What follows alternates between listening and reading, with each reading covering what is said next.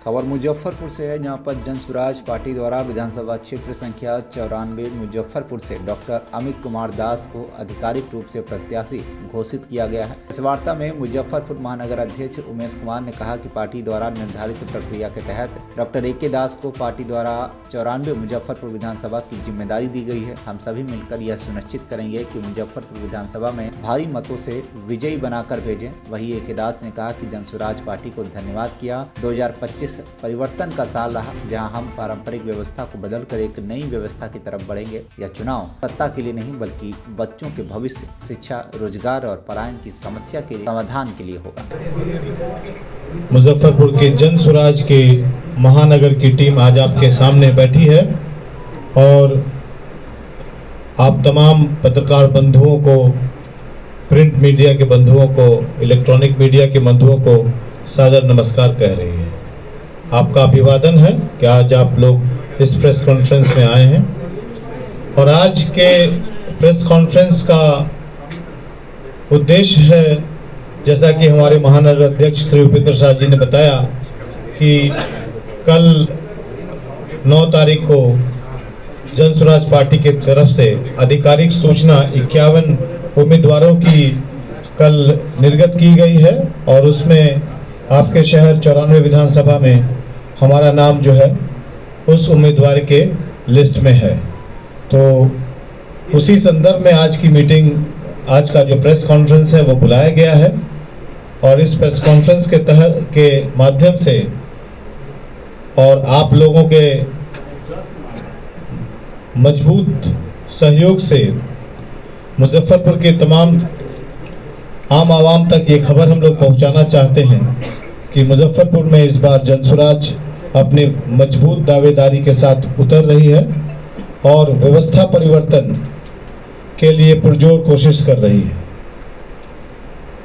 जैसा कि पहले भी कहा जा चुका है कि जनसुराज एक पार्टी नहीं बल्कि एक अभियान है व्यवस्था परिवर्तन के लिए, और जिन जिन बातों से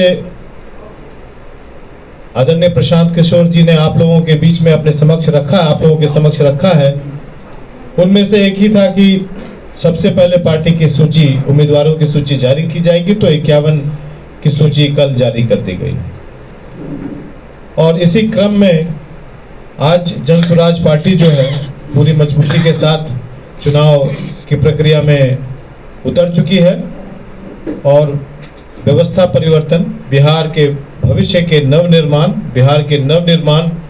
बिहार के भविष्य की चिंता करते हुए बिहार के बच्चों के लिए इस बार वोट मांग रही है, ताकि 2025 वो परिवर्तन का साल हो जहां पारंपरिक राजनीतिक व्यवस्था से हटकर एक नई राजनीतिक व्यवस्था की ओर हम लोग आगे बढ़ें, जहां और युवा वर्ग जो है राजनीति में अब आगे आए।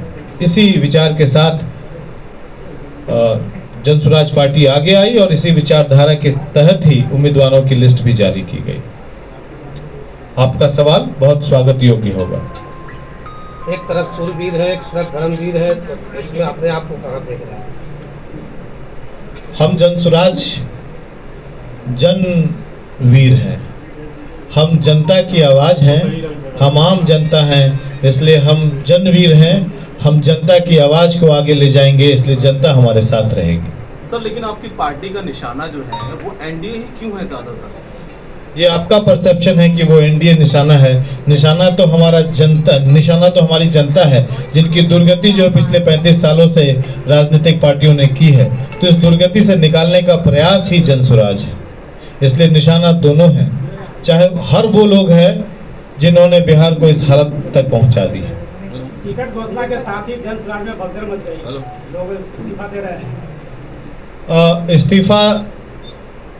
इस्तीफा दिया, उसके बाद हम लोगों के व्हाट्सएप पे वो एक माफ़ी भी चल रही है। तो अभी इस परिस्थिति थोड़ा असमंजस की है कि इस्तीफा दिया है, कुछ आरोप भी लगे हैं, लेकिन अब जो सच्चाई है वो पार्टी के हाईकमान तक पहुंची होगी। हम लोग उसके बारे में बहुत ज़्यादा जानकारी नहीं रखते। संगठन को एकजुट कर पाएंगे जी? इस हालात में संगठन को एकजुट कैसे रखेंगे?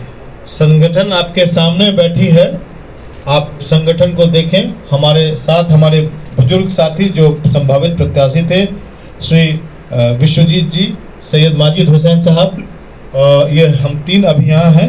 एक दिलीप गुप्ता जी थे जो अभी पटना में हैं, तो हम लोग सब हैं, और महानगर के अध्यक्ष श्री उमेश कुमार शाह जी, सांगठनिक महासचिव इंजीनियर प्रीतेश प्रताप सिंह जी, विधानसभा प्रभारी रहे अरविंद पांडे जी, डॉक्टर अनंत गुप्ता जी, हमारे युवा साथी संदीप कमल जी, महिला अध्यक्ष प्रिया श्रीवास्तव जी, राहुल जी, सब लोग हैं यहाँ पे।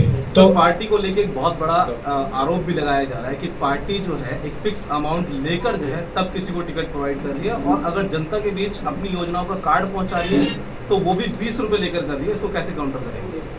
देखिए, आप इस बात को समझिए कि एक नई राजनीतिक परिपाटी है। आज तक आप लोग कभी ऐसी व्यवस्था देखे नहीं होंगे जहां संभावित प्रत्याशियों से एक फॉर्म के द्वारा, शुरू में गूगल फॉर्म, बाद में एक मतलब ऑफलाइन फॉर्म के द्वारा आप एक बजाबते पार्टी के कार्यकर्ताओं के बीच में उसको डिस्ट्रीब्यूशन किया गया, उसका प्रचार किया गया। मतलब ये कि कोई आम आवाम, कोई जन स्वराज पार्टी से जुड़ा हुआ साधारण कार्यकर्ता भी अगर अपना फॉर्म भरता है तो उसको एक मौका है राजनीतिक सीढ़ी पर आगे बढ़ने का। तो एक नई परिपाटी है, इससे पहले कभी हुआ नहीं। पार्टियां ऊपर से चुनती हैं, बंद कमरे में चुनती हैं, एप्लीकेशन तो नहीं लिया जाता। और एप्लीकेशन आपको इसी बार दिखा जहां लोगों ने अपना एप्लीकेशन भरा, ऑनलाइन और ऑफलाइन भरा, अपना पूरा बायोडाटा भरा, उनकी पूरी प्रक्रिया में उनकी जांच पड़ताल हुई, उनको जमीन पर उतारा गया, तरह तरह की कार्रवाई की गई, और उस कार्रवाई के बाद काफ़ी मनन चिंतन और अलग अलग सांगठनिक व्यवस्था के तहत उनकी परीक्षा के बाद ही किसी उम्मीदवार की चुना गया। तो आप समझिए कि एक नई परिपाटी है। जब आप किसी तरह का कोई नौकरी लेना चाहते हैं, चाहे वो शिक्षक की नौकरी लेना चाहते हो, चाहे वो आप प्रोफेसर की नौकरी लेना चाहते हो, चाहे डॉक्टर की नौकरी लेना चाहते हो, कुछ तो परीक्षा देते हैं ना। मुजफ्फरपुर बिहार से अभय कुमार श्रीवास्तव की रिपोर्ट, TV1 इंडिया न्यूज।